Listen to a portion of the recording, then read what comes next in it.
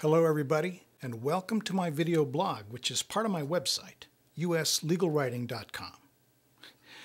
I just got a copy of Making Your Case, The Art of Persuading Judges by U.S. Supreme Court Justice Antonin Scalia and legal writing scholar Bryan A. Garner.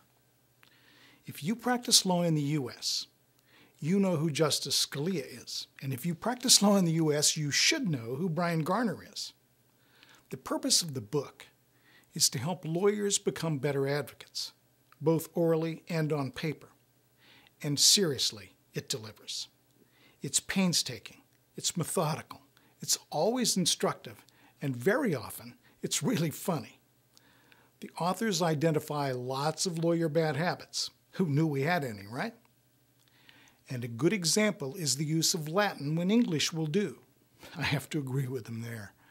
I suppose I still know a few Latin phrases from my law school days, but over the years I noticed that I had very few clients who were fluent in a language that's been pretty much dead for several centuries. The res ipsa loquiturs and the inter alias, they sort of fell by the wayside, which is, I think, exactly where they belong. There's a lot in making your case, and the authors went to a good deal of trouble. The language is lean, it's crisp, it's precise.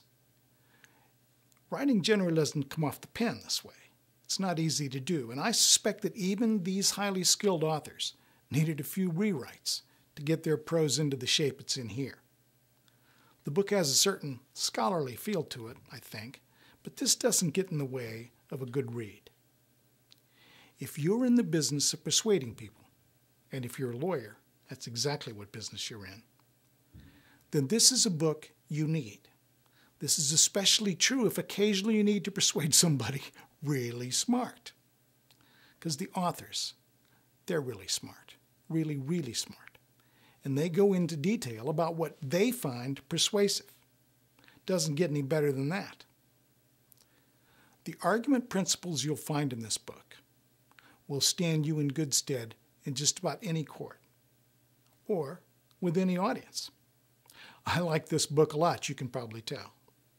If it's not already on your reading list, it ought to be.